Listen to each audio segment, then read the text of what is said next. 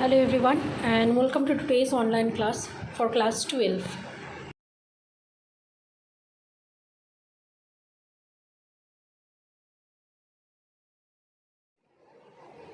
In our previous class, we talked about the concept of ideal solution and non-ideal solution, and we were talking about how non-ideal solution was deviating from the ideal character of a solution.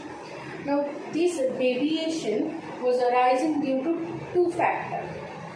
The first factor or the first case when the solute and solute interaction in the solution and the solvent and solvent interaction in the solution are extremely strong compared to the newly formed solute and solvent interaction. The second case was when the interaction between the solute and the interaction between the solvent is weaker compared to the interaction between the newly formed solute. Now, in the first case, in ideal solution, all the three solute-solute interaction, solvent-solvent interaction and solute-solvent interaction were taken equal. That was the assumption that was the condition for an ideal solution, that all the interaction will be similar and equal in magnitude. But in real solution, in non-ideal solution, that is not the case. For the first case where the interaction between the solute-solute and solvent-solvent is stronger compared to the solvent and solution, then there was the deviation from the ideal characters was found. Same was going for the second case where the solvent-solvent interaction and solute-solute interaction was weaker compared to the solute and solvent interaction. For the first case, where the solute and solvent interaction and solute-solute interaction and solvent-solvent interaction was stronger compared to the solute-solvent interaction, the deviation that we are getting was the higher than our expected observation considering the ideal solution. For the second case,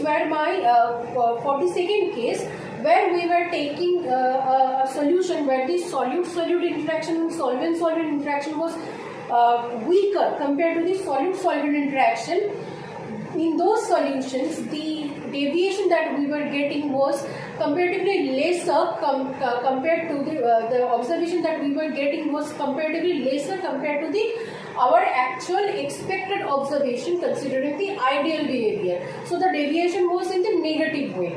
That's why, depending on these two the deviation was categorized into two categories. One positive deviation was one negative deviation. Now, binary solution, there are multiple types of solution depending on how much amount of component you have dissolved. But we are going to only study the binary solution for our standard. For a binary solution where only one solute and has been dissolved into one solvent, for binary solution, the positive deviation looks like this. We haven't actually drawn the deviation. We are going to explain things and simultaneously draw the deviation also. This is the actual plot for an ideal solution consisting both volatile solute and volatile solvent that we have previously discussed. I would encourage you to go to that video and have a look at it and study that portion before coming into this portion. Now let's study this one. We have taken x1 and x2 two mole fraction, because this is a binary solution, so the mole fraction of the component of individual component is taken as x1, which represents the mole fraction of the solvent, and x2 representing the mole fraction of the solute in this case. Now this is the two limiting portion. This is 0, this is 1. Now this point I have taken x1 as 1, means only the solvent is present, and so x2 will be 0, because as only solvent is present, so there will be no solute. At this point, as this one is 1, x1 is 1, so at this point x1 is 0. If I am taking x1 is 0, that means no solvent is present in the solution, only the solute is present. So solute in this portion is taken as 1. So on this graph at this point only the solvent will be represented as the solvent. The partial pressure of the vapor pressure of the pure solvent is taken as P1 naught, and partial pressure of the pure solute is taken as P2 naught. Now always, as the amount of solvent is much more compared to the amount of solute, and we know that the vapor pressure depends on the amount. The vapor pressure depends on the amount of the component which is actually which is going into the vapor phase. So the vapor pressure, the pure vapor pressure of the solvent is much more compared to the solute. That's why the pure vapor pressure P1 naught has been plotted at the higher portion of this axis compared to the P2 naught. And my solution graph has been represented like this, and this is my pure solute graph, and this is my pure solvent graph. Now the explanation of this thing has already been done in the previous classes. I will go to the deviation part. Now this entire thing has been assumed as the ideal solution. If it is not an ideal solution, supposedly I have taken a solution where the solute and solvent interact, the particles of solute-solute interaction and the solvent-solvent interaction is much more compared to the solvent and solvent interaction. So in this solution state where the solute and solvent particles are interacting, are mixed with each other, that interaction is not very strong. So the particles of solute and the particles of solvent within the solution will try to evaporate from the solution into the vapor state, where they can have the interaction between the solute particles and the solvent particles, which is comparatively much stronger. As a result, the amount of vapor that we were expecting will now be much more resulting in higher vapor pressure. So the vapor pressure that we were thinking that the solution will have this, instead of this, the vapor pressure will be increased. Similarly, the vapor pressure for individual component, vapor pressure only for the solute, that will also be increased, and vapor pressure for the solvent, that will also be increased. This is the positive deviation that is being plotted in this graph.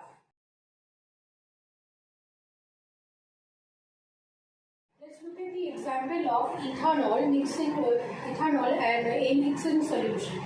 Ethanol is a polar compound, N-hexane is a non-polar compound. Obviously, these two do not mix very well. On the other hand, ethanol causes hydrogen bonding alongside dipole-dipole interaction. So the interaction between the ethanol and ethanol molecule is extremely strong. Also, for N-hexane, as it is non-polar molecule, the van der Waals force and a very large molecule with a very large amount of surface area, the van der Waals force of attraction between the N-hexane molecules are extremely strong, contrary to the interactive force between the N-hexane molecule and ethanol molecule. Therefore, when N-hexane and ethanol are mixed to form a solution, within the solution, the interaction, the molecules of ethanol and the interaction between the molecules of ethanol and the molecules of N-hexane are not very strong. Whereas in the vapor phase, the interaction between the ethanol molecule and the N-hexane molecules are very strong. That is the reason why the molecules from the solution of N-hexane and ethanol try to evaporate out of the solution phase into the vapor phase, and the amount of vapor above this solution becomes higher in concentration, resulting in higher amount of vapor pressure than the expected one. That's why the resulted vapor pressure P is assumed to be the total vapor pressure. For ideal solution, assuming ideal solution, it was found to be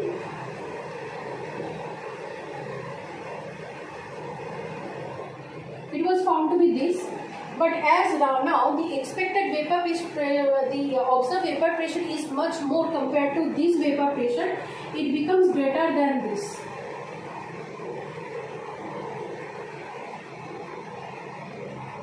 Not only that, the individual vapor pressure of them also becomes greater than the expected vapor pressure.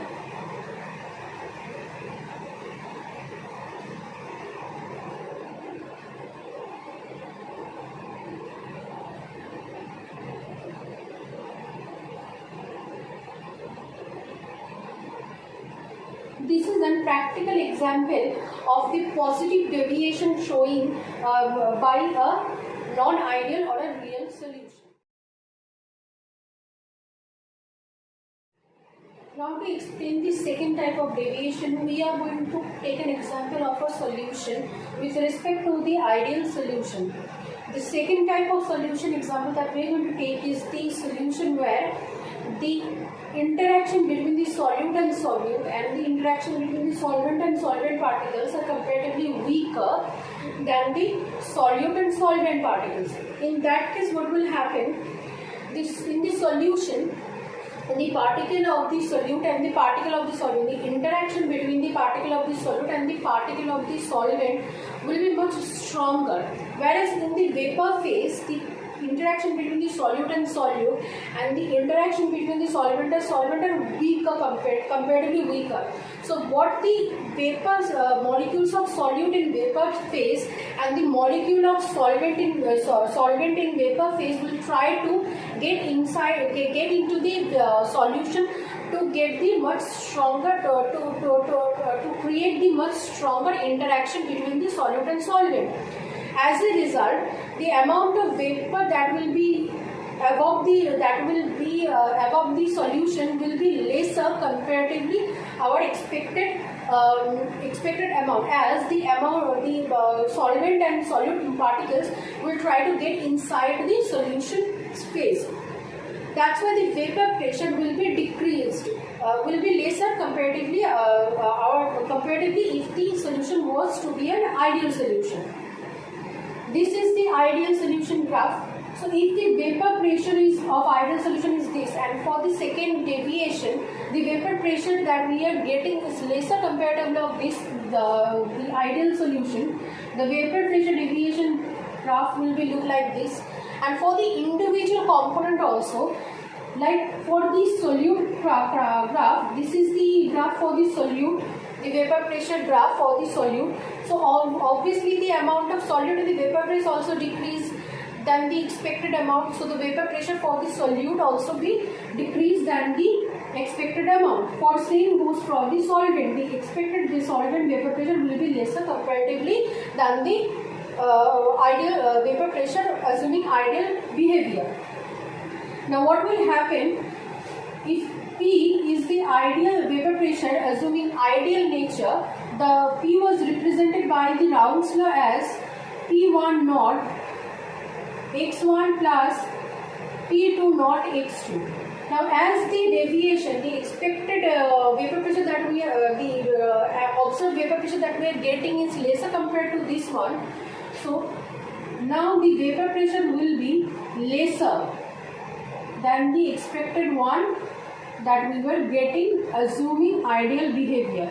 Not only the total vapor pressure, the individual vapor pressure will also be lesser compared to the vapor pressure, individual vapor pressure that we will get assuming ideal nature.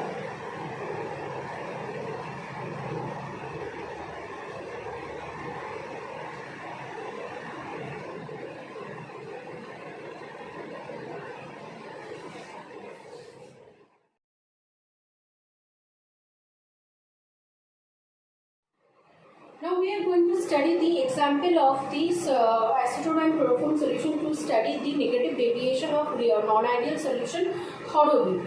In the solution of chloroform and acetone, there exists hydrogen bonding between the chloroform molecule and acetone molecule, which results in very strong interactive force between the chloroform and solvent acetone molecule within the solution.